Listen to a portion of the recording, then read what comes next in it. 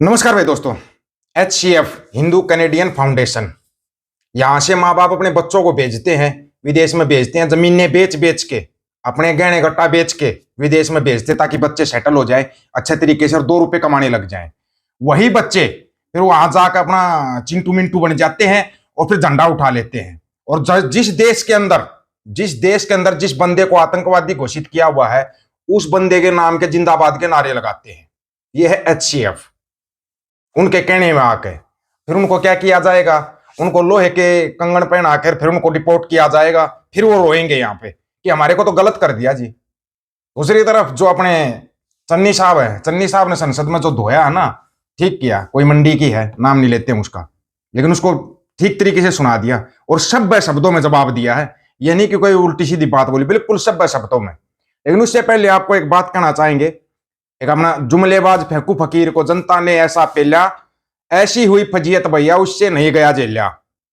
मुंह काला करवा कर वह जा पहुंचा जापान, वोट चोर कहकर जापान ने ऐठे उसके कान। बोला निकट्टू से काम गिनावे वह अपने 3, जवाब देते नहीं बना तो भाग आकर आया चीन। चीन में चीनी नहीं मिली नहीं गली उसकी दाल, जमीन का सौदा किया लेकर उसने मोटा माल। जो समझदार होंगे ना वो समझ जाएंगे इन बातों को। नोटों से वोट खरीदने फिर वह जाएगा बिहार, सोचे चोरी से जीत पाएगा लेकिन मिलेगी हार। जापान चीन अमेरिका सब ने लगा रखी है लंका, अंधभगत कहते फिरते दुनिया में बज रहा डंका। वह अरे तुम्हारा डंका, ऐसा डंका तो भगवान किसी का ना बजाए जो तुम्हारा बज रहा है। अब सुनो तुम थोड़ा सा, ये तुम्हारा HCF के चक्करों में जो ये बच्चे गलत काम कर लेते हैं ना, बहुत गलत है। आपके माँ बाप ने आपको वहां पर भेजा गया, आप सेटल हो जाओ और आप वहां से 2 रुपए कमा कर अपने माँ बाप के पास भेजो। अंधभक्त तो वैसे तुम्हारे को समझाना तो नहीं चाहिए, तुम समझो तो नहीं कि चिंटू पने का तुम्हारा भूत ही ऐसा है और ये भूत भी जल्दी उतर जाएगा। ये देखो ये क्या नारे लगा रहे हैं।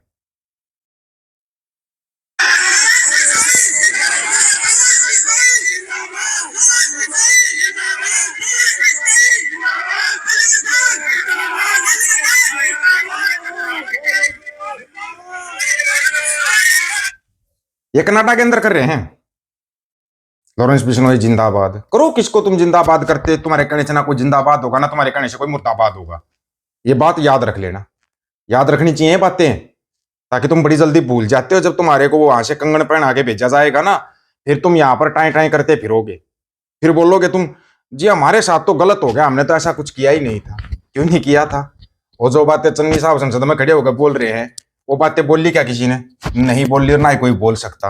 लेकिन जो तुम्हारा जिंदाबाद मुर्दाबाद है ये निकल जाएगा जल्दी ही।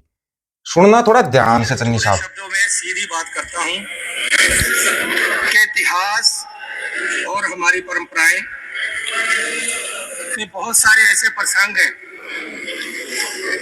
जो मर्यादा और न्याय का महत्व सिखाते हैं। आदरणीय मैडम जी, महाभारत में जब दुर्योधन ने द्रौपदी का चीरहरण किया तो वो एक खाली द्रौपदी का चीरहरण नहीं था, वो मर्यादाओं, सभ्यताएं और पूरी नारी जाति का अपमान था। और अगर उस समय के राजा धृतराष्ट्र, भीष्म पितामह, द्रोणाचार्य इस बात को रोकते तो महाभारत का युद्ध ना होता और कुरु वंश का नाश ना होता। यहाँ संसद में जो ऑपोजिशन की आवाज को दबाया गया, माइक बंद किए जाते हैं, ऑपोजिशन को बोलने नहीं दिया जाता, ये ऑपोजिशन की खाली आवाज का दबाव नहीं है, ये लोकतंत्र का वस्त्रहरण है। आदरणीय मैम जी, ये मर्यादाओं का वस्त्रहरण है। ये देश की सभ्यता का जो हमें कानून दिया गया है उसका वस्त्रहरण है। अगर प्रधानमंत्री जी, अगर होम मिनिस्टर संसदीय मंत्री जी उस दिन स्पीकर साहब को कहते कि नहीं, ऑपोजिशन लीडर है, इनको भी बोलने दिया जाए, लेकिन उन्होंने नहीं टोका, नहीं रोका। ये जो सभ्यता का नाश हो रहा है, ये जो परंपराएं खत्म हो रही हैं, इनको दायित्व है लीडरों का, जो सरकार चला रहे हैं। आज उनको रोक रहे थे, आगे बढ़कर सही को सही कहें,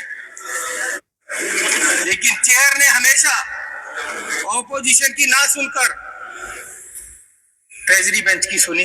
अब सुनना असली बात, जिससे आज हमें ये सब कुछ रहना पड़ रहा है। ओरिजिनल बात सुनना चन्नी साहब। स्पीकर साहब के खाली यही दायित्व नहीं है कि ये चलाना है, वो हमारे राइट्स को भी देखते हैं।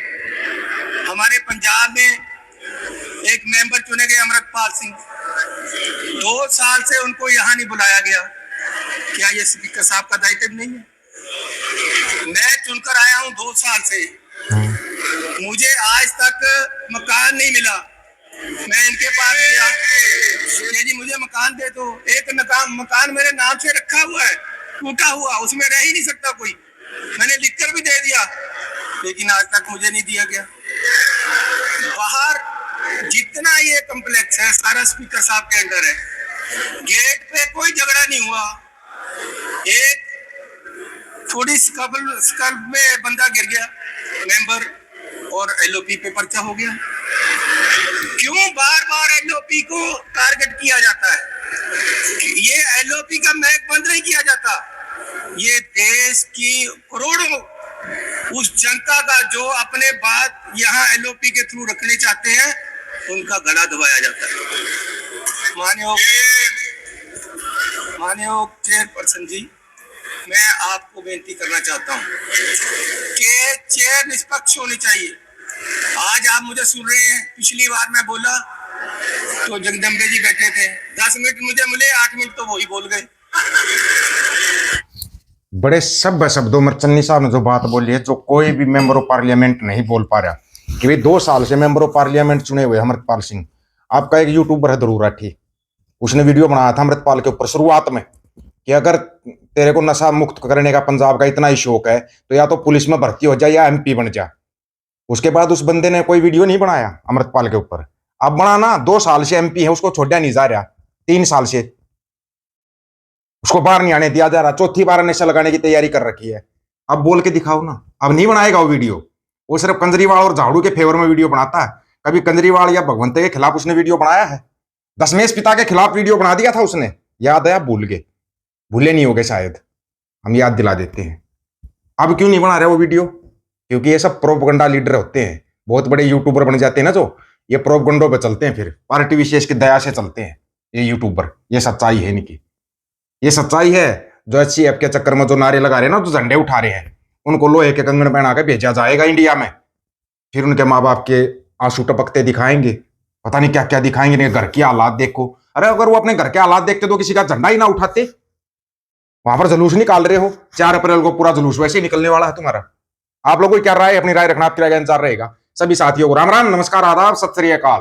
वीडियो को ज्यादा से ज्यादा शेयर, चैनल को सब्सक्राइब, बेल आइकन को जरूर दबाना दोस्तों। ऑफिशियल दीपक फौजी यूट्यूब चैनल, बात आकर सच की करेंगे। अब सच की बात हम करेंगे, वीडियो को शेयर करने की जिम्मेवारी आप लोगों की है। गज के आखो, वाहेगुरु जी का खालसा, वाहेगुरु जी की फतेह।